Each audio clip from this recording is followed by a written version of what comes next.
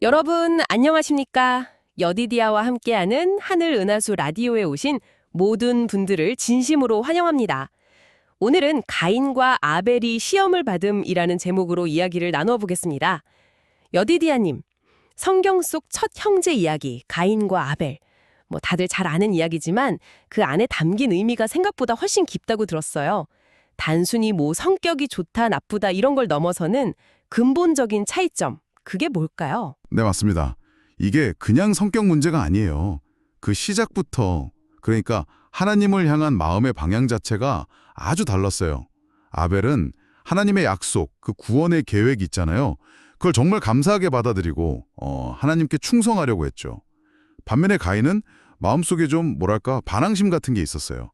아담의 죄 때문에 땅이 저주받고 힘든 것에 대해 하나님께 불평하고, 심지어는 하나님의 공의나 권위 자체에 대해서도 의심을 품었던 거죠. 이게 사단이 타락했을 때 가졌던 마음이랑 좀 비슷하다고 볼 수 있어요. 아, 마음의 방향 자체가 달랐다는 거군요. 흥미롭네요. 그럼 하나님께서 이 두 형제를 시험하셨다고 하는데 구체적으로 어떤 시험이었을까요? 그냥 시키는 대로 하나 안 하나 보신 걸까요? 아니면 더 깊은 뜻이 있었나요? 네, 단순한 순종 테스트 그 이상이었죠. 하나님께서는 이제 아담에게 하셨던 것처럼 가인과 아벨도 하나님의 말씀을 정말 믿는지, 그리고 그 방법에 순종하는지를 보려고 하신 거예요. 두 형제 모두 구원의 계획, 그러니까 죄를 용서받으려면 희생 제물이 필요하다는 거, 그 제사 제도에 대해서 분명히 배웠거든요. 핵심은 피 흘림 없이는 죄 사함이 없다는 거였어요. 이게 사실은 앞으로 오실 예수 그리스도의 희생을 미리 보여주는 거잖아요. 그래서 가축의 첫 새끼를 제물로 바치면서 오직 약속된 구원자의 피를 통해서만 내가 구원받을 수 있구나. 이 믿음을 보여야 했던 거죠. 음, 그렇군요. 그러니까 재물의 종류 자체가 그냥 양이 좋냐, 곡식이 좋냐 이런 문제가 아니라 구원에 대한 믿음을 보여주는 하나의 상징적인 행위였군요. 구원의 방식에 대한 이해, 또 그 믿음이 달랐던 거네요. 정확합니다. 바로 그거예요. 아벨은 하나님의 지시를 그대로 믿고 따랐어요. 양떼 중에서 첫 새끼를 가져와서 정말 믿음으로 제물을 드렸죠. 그러니까 하나님께서 하늘에서 불을 내려서 그 제물을 받으셨다는 표시를 해주셨고요. 하지만 가인은 달랐어요. 하나님의 그 분명한 명령, 피 흘림이 필요하다는 걸 알면서도 그걸 무시한 거죠. 자기가 농사지은 땅의 소산물만 그냥 가져온 거예요. 제단을 쌓고 제물을 가져오는 그런 겉모습은 갖췄지만 제일 중요한 핵심이 빠진 거죠. 그 구속주에 대한 믿음, 하나님께 의존하려는 마음, 이게 없었던 거예요. 이게 바로 부분적인 순종이고 사실상 불순종이었던 거죠.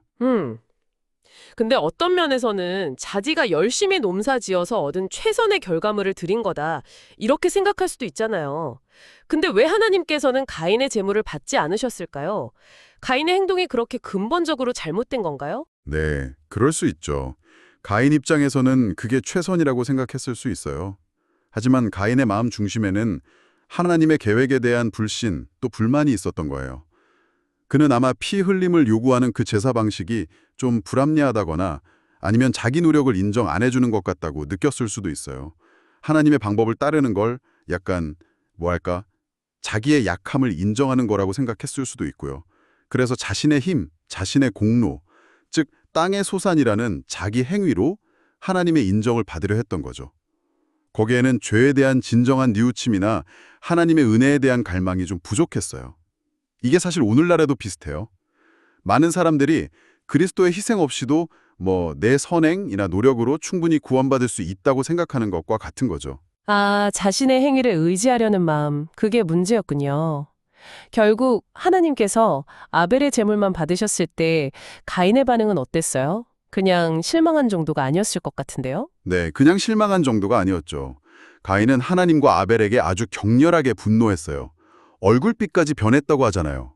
하나님께서 심지어 네가 왜 화를 내느냐? 네 안색이 변한 것은 왜 그러냐? 네가 선을 행하면 왜 얼굴을 들지 못하겠느냐? 이렇게 물으시면서 회개할 기회까지 주셨거든요. 그런데도 가인은 자기 잘못을 인정하지 않았어요.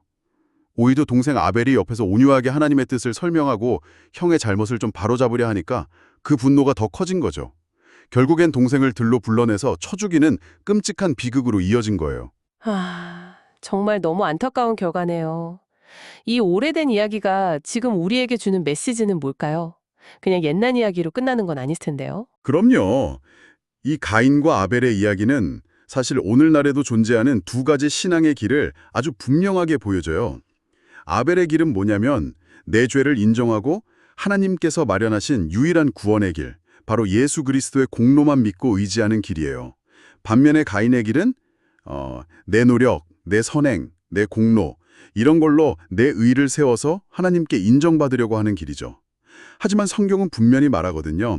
행함이 없는 믿음은 죽은 거고 구원은 오직 예수 그리스도의 이름을 통해서만 가능하다고요. 진정한 믿음은 그리스도를 온전히 신뢰하고 그분의 모든 말씀에 기꺼이 순종하는 삶으로 나타나는 거죠. 여디디아님, 오늘 가인과 아벨 이야기 덕분에 믿음과 순종, 그리고 하나님 앞에 나아가는 우리 자세에 대해 정말 깊이 생각하게 되네요. 그럼 우리의 신앙은 어떤 모습이어야 할까요? 우리가 하나님 앞에 설 때 자꾸만 내세우고 싶은 게 있잖아요. 내 노력, 내 자격, 이런 가인의 마음을 좀 경계해야 해요.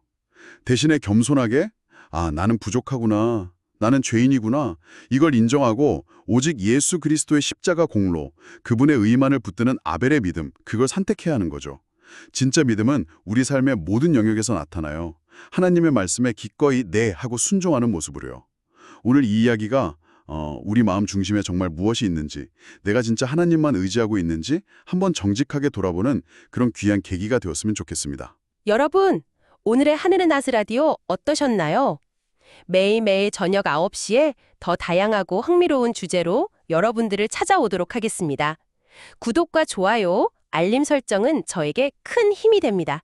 내일 다시 만나요. 안녕!